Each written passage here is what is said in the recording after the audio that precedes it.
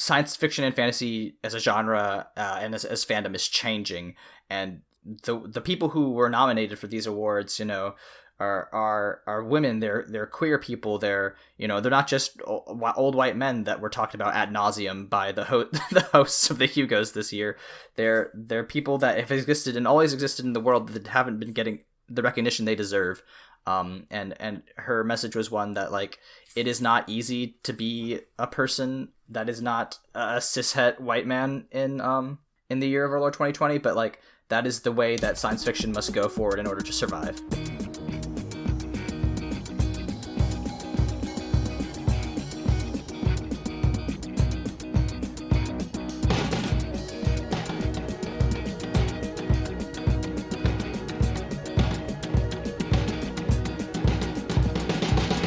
Welcome to Mortified, the Friendship Quest, a podcast where two long-distance friends bounce media recommendations, all in hopes the other will like it. I'm Aaron. And I'm Leyla. And this week, we read RF Kuang's The Burning God. This will be a spoiler-free mini-sode about our impressions of the book, and we'll do a full discussion later on in the year when it releases on November 17th.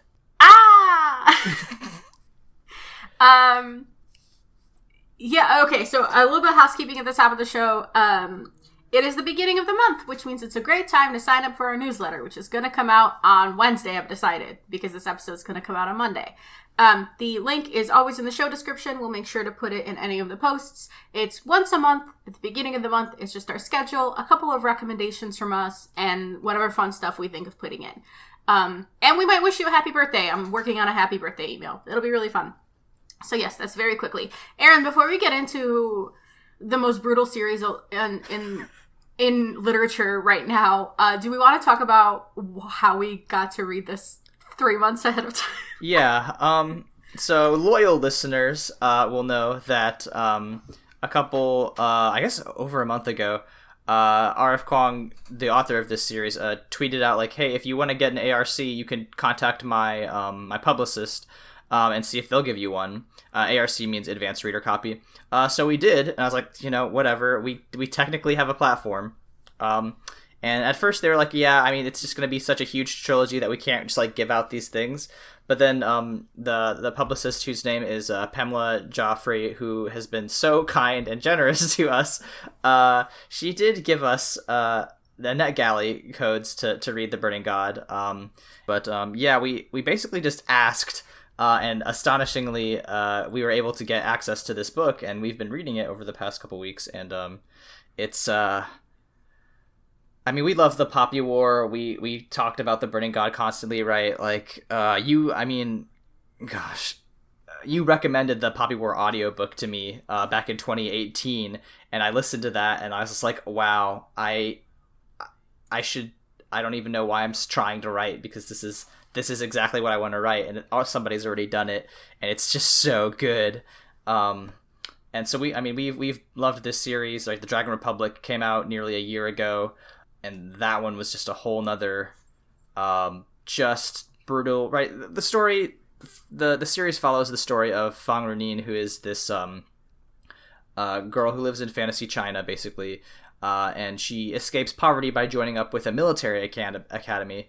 That goes called Synagard, and like she receives like military training there. But during her time at the academy, she discovers that she has basically fire magic, and she's from a race of almost extinct people known as the Spearleys, and she she becomes part of this shaman squad, and she fights the fantasy fascist Japanese. They're called the Muganese in this book, but The Muganese are like attacking Nikon is China in this one, and they are just like attack. I mean, it's basically the second Sino-Japanese war, but like we see terrible war crimes. We see an analog for the rape of Nanking. We see all these terrible things, and at the very end, Fang Runin discovers that she has the ability to destroy the Longbow Island, which is where the Muganese live, and she does. She burns it on the island and kills, and she does just a massive genocide. And then the second book, The Dragon Republic, is discovering what happens when you've technically won the war, even though there are still Muganese factions. Like there's still soldiers out there wandering around, like they haven't completely won it yet. but also she joins up with this new republic, hence the name the Dragon Republic, led by the father of her once rival. It's Viceroy. What? And Nezha, did you forget the name of No, my... I'm thinking. I can't. What is their family name? Is it Yin? Oh, yes, Yin. Okay, yeah. Yin Viceroy and Yin Nezha, who are like, this dynasty of powerful warlords. Nezha is the classmate that Rin was rivals with, and she like kind of hates him because he was a huge douche to her in school. But then like later on, they become like battle buddies, and they have like a cool last stand fighting the Muganese. And then later on, she because of her super shaman powers, she decides to join this Dragon Republic led by Nezha's father, Viceroy, and she fights for them for a while. And they are fighting against the old empire led by Su Daji, I believe. And like she's the empress, and she's part of this trifecta, which is a group of super powerful shamans that founded the Nikara Empire. And the other is the guy who ended up teaching Rin back in the day at Sinigard to control her shaman powers. In the Dragon Republic, she's fighting this empire led by the Viperous Su Daji, and then Daji reveals to her, like, she seals her, right? She like does a thing so she can't use her fire magic. And then Yin has to go through like a ritual where she ties herself to her other best friend, Kite. But he's great, and I love him. And so like now they're like soul bonded, but that gives her the ability to use her fire again. But like at the end of the Dragon Republic, right, they fight this Empress, and the Empress reveals, like, she's like, well, I guess you beat me. Good luck, loser. And Viceroy turns on Rin. He hands them over to the British analog, the Hesperians, who are like this ultra religious but also like super highly technologically advanced society of fantasy white people. And they, he's like, okay, well, since they have this weird religion, they want to like basically prevent shamanism from being a thing, we're just going to give you over to them to study. And Rin's like, no, don't do that. And she escapes, but not without losing her right hand. And that's where the Burning God picks up, is where Rin is starting to, form her own army and trying to gather her own forces and lead this rebellion against this Dragon Republic, which has risen up to become the major power in Nikara. Gosh, that's a long explanation of it, but yeah, that's sort of the setup for the series, and that's the Burning God deals with all of those. I felt all those plot points. Yeah, so if you're keeping track, alliances change very quickly because, first you have... I think it's important to mention that the catalyst for Rin wanting to get into this military school, Sinigard, was that she was about to be sold off into an arranged marriage to a man who was like in his 50s. And her and all the other academic institutions are super expensive, and she couldn't afford them. So the only place where she could be admitted for free was Sinigard. And to do that, she had to pass an exam, and she studied very hard, and she got in, obviously, otherwise we wouldn't have these books. And I think it's an important setup because this entire trilogy encompasses a set of characters whose decisions were limited from the start. So obviously, if Rin wasn't dealt this hand of like being a war orphan trapped with a family that hates her, who was then going to be sold off into an arranged marriage because her family basically saw her as a drain on their resources, she would have never ended up at Sinigard. The kids who were at Sinigard, they weren't really there thinking that they were about to go into a full-scale war. They were thinking they were training to be soldiers, and that's just what they and their peers did. But then, people like Nezha and people like Kite, they realized that they're bound by legacy to take these roles on in actual warfare. And like several times this trilogy revisits the fact that they're not ready.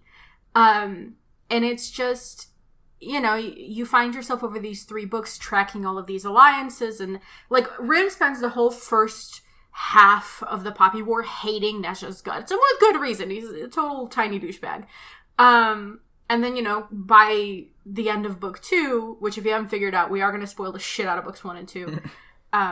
We're going to try and be pretty tight-lipped about 3. But by the end of book 2, the reason why him literally stabbing her in the back hurts so bad is because they were in love. Like, it's a very complicated relationship, but they did forge a more loving relationship. And same with Alton, another man who left a physical scar on her, who she also was in love with. But yeah, it's such a dark trilogy, and it's so, like, before we started recording this, I was like, how the fuck are we gonna be funny about this? There's nothing to be funny about. It's just kind of so deeply dark, but I think it's an interesting exploration, and we keep coming back to this point of, like, any struggle becomes more intense when you involve young people, and, like, yes, the trilogy leaves them off in their 20s, but we find them all as, like, young teens entering Synagard, and so, like, those relationships that they forge as, like, middle schoolers are what propel these 2 or 3 wars that they enter, and those conflicts are also what fuel the way they command their armies, knowing that they're going to be up against, old friends sometimes, or that they're suddenly allied with people they hated because, for example, Venka, she was a super stuck up, like, rich girl at Synagard, and by the end of the second book, her and Rin are, like, best friends because Venka went through some shit. So it's a lot to keep track of, and things change on a dime. Alliances change on a dime. Fortunes change on a dime. Like, RF Kuang does this really, like you mentioned earlier, like, you read these books, you're like, wow, this is so, like, just skillful, because there are characters that get set up over chapters and chapters and chapters to be these powerful beings that get killed off as, like an afterthought. And so it just gives this really chaotic nature to this trilogy that is really hard to describe, honestly. It's just really well done. I don't know. I'm rambling because I don't know how to feel. I'm gouged currently. I mean, you literally finished this book, like, hours ago, so yeah, literally, I started yesterday. I finished it today because I can't read in moderation. I have to read in chunks. So yeah. Whew, yeah, it's just a lot. Yeah, I mean, I think that you just using the word chaotic is apt, because in our DMs we were talking about how, like, right, chaos is a main theme of this book, and how, like, the Hesperians seek to control it and bring order, whereas Rin's whole story arc is, like, trying to figure out, she is thrown into a chaotic situation, and her whole life is figuring out, like, how to control this chaos. And the way that the Burning God concludes is a very interesting way to answer that question. Like, what do you do in a chaotic world when you have no good options? And I think there's going to be a lot of discussion come November about, like, how Kuang handles it. But I mean, I don't know that it'll be bad. I think it's controversial, but I think it is definitely appropriate for the series. Yeah, and by the way, when we say chaos, we don't just mean like chaos as in disorder. We also mean that theologically, the book posits the pantheon of the 64 gods as having been chaos itself, and chaos being what forges the world. And it's it becomes part of the discussion becomes is anything real? Like, for real, there's I don't know how to, there's not a way to not spoil this part, so I'm not going to mention it, but there is something that, like, brings a pretty literal question about the nature of the world in The Burning God that I thought was handled really, at a really interesting moment, in a really interesting way. It's like the most minor, like, 2 sentences, but it just really struck me as an interesting question to ask in right before a battle that is supposed to be decided by forces that the entire book is questioning whether or not they're real, or if forces that the Dragon Republic and the Poppy War pose as apocalyptic are as strong as we've been made to believe they are. It's a lot. It's a lot to cope with. Yeah, I mean, it's a tough read. I'm glad that all of these characters got a, I don't want to say satisfying, but it definitely it definitely makes sense. I'm not happy with how a lot of the characters ended up, but that's because it was tragic. But like I do believe that this is, you know, everything that happens in this book does make sense narratively and has been outlined as such. Yeah, you know, we've talked before about like, okay, first of all, we're recording this on August 2nd, 2020, or Hot March 2, as a tweet aptly put it. If you don't feel okay, don't wait for this one. Yeah, it's a dark one. Yeah, it's a dark one. Maybe wait for this one, and maybe wait, because I knew what I was going in for, so I'm like, I'll be fine after I eat my lemon cookies that I just baked, but like, Jesus. But yeah, we've talked about before, right? The nature of like, especially game companies wanting to go like super grimdark for no reason and like having these hopeless endings that are just bleak. Mm-hmm. And how much I hate that. I think The Burning God is such a masterclass in appropriate bleakness. Does that make sense? Yes. Like it's a dark story where you go in knowing there is no happy ending, but you need to know, and you're not even necessarily rooting for the characters anymore because they've done some fucked up shit by this point. Like Rin does a whole genocide, and you're like, yeah, I mean, Rin's objectively a bad person. She does a genocide, and so you're like, shit, I can't root for you anymore. I don't know what to do with this feeling because I still want to know how your story ends. But it's an interesting masterclass in like a modern a fantasy tragedy written in modern times, because I think right now we see a lot of like grimdark for grimdark's sake, but like this was a commentary on something. It was a commentary on the cyclic nature of conflict and on the nature of humanity and gods and monsters, and it was interesting. And when people are just trying to do dark for dark's sake, it's not interesting. Yeah. Anyway, definitely if you are interested in reading this, you know, if you are interested in someone who likes reading like military fantasy, military fiction, or somebody that likes to talk about, you know, seeing how cycles of trauma and abuse and violence and all that play out, definitely go ahead and pick up The Poppy War and The Dragon Republic. Those are great books. They're out now. And then just like, just wait till November 17th, because that's when it's all gonna pop off. Also, we should also, I mean, since the Hugos were literally like two days ago, I want to say, we should shout out Rebecca Kuang for winning the Astounding Author, the new greatest Astounding Author award, formerly the Campbell Award. So we, you know, she is all those accolades that she's accumulated are well deserved. Do you want to talk about her acceptance speech a little bit? Because I really liked your reaction to it. Yeah, so Rebecca Kuang gave a great acceptance speech. The Hugos were really weird this year because of COVID, so like everything was pre-recorded. You know, George R.R. Martin was the Toastmaster, and Rebecca Kuang gave a speech which is basically like, hey, I mean, we've talked about this, like the SFF community as of the past couple months has gone through some stuff. Like a lot of people have been revealed to be abusers and like, you know, creeps.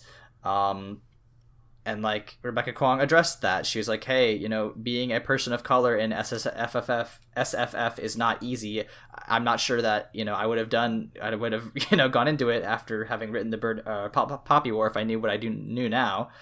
And she talked about how like the way forward, you know, is accepting that, like, or not accepting, but like acknowledging that, you know, especially being a woman of color in publishing in science fiction and fantasy means, you know, being sexually harassed. It means, you know, not, you know, being recognized for your good work. It means having your name mispronounced. Georgia. George R.R. Martin messed up Rebecca Kuang's name twice during a pre-recorded thing, during which they sent in phonetic pronunciations, so that's completely on him, and he's bad. Stupid. Game of Thrones isn't that good. Anyway, but she did address like this topic of like, the science fiction and fantasy as a genre and as fandom is changing, and the people who were nominated for these awards, are women. They're queer people. They're not just old white men that were talked about ad nauseum by the hosts of the Hugos this year. They're people that have existed and always existed in the world that haven't been getting the recognition they deserve. And her message was one that, like, it is not easy to be a person that is not a cishet white man in the year of our Lord 2020, but like that is the way that science fiction must go forward in order to survive. Yeah. I pulled up the link. She tweeted her speech. So I'm gonna send it and we can shove it in the show notes. She's also just a generally good Twitter presence. Oh, yeah. If you follow her at Kuang RF, KUANG RF. She has the most terrifying Twitter presence in the world because she kept tweeting excerpts, and I was very worried about Nezha, my beautiful boy, the entire time. She also tweets, just speaking of this kind of representation issue in science fiction fantasy, she also tweets a lot of beef about book covers, especially because it's a major plot point that Rin is dark-skinned. There's a lot of racism about her being spearly and dark-skinned. And how a lot of the covers draw her as light-skinned, and it pisses her off so much. It makes her blood boil every time. So yeah, she's just a generally like good Twitter presence to follow. I think she's. I mean, we've fawned over her enough. She's just kind of a delight, and I can't wait to see what her next book is. Though I will be clenching my ass the entire time I read it. Yeah, it's supposed to be some sort of like dark academia because she just finished her studies at Oxford, and it's gonna be really interesting. I cannot wait. Anyway, we've talked long enough. We will talk again in November about The Burning God, but until then, just follow RF Kuang and get ready because it's coming. It sure fucking is. Gosh, do I have a quote that I think I can close this out with? Do we want to do our usual plugs first? Oh yeah. Where can people find you on the internet, Leyla? I'm sorry, I'm so emotional about this book. Dude, you're fine. I'm also just like in a lot of places. I'm at LEYLSES on Twitter, Tumblr, Instagram. You can read my comic, astroheartcomic.com. You can hear my cat in the background. My comic is on hiatus until September because I have a really big freelance thing I'm working on, but please go read it anyway and talk to me about it because I love my idiot children. You can find me on Twitter at AaronSXL, where I talk about health news and I guess now book stuff. And I also do another podcast at MBMBF and me on Twitter.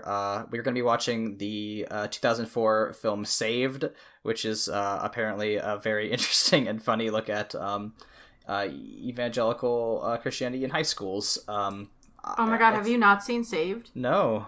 Is it good? Oh boy. When I watched it in 2004, I sure thought it was. Okay, yeah, we'll see if it's aged well, I suppose. Great. Thank you all for listening, and just remember that even though times are hard, to quote Venka, this might as well be happening.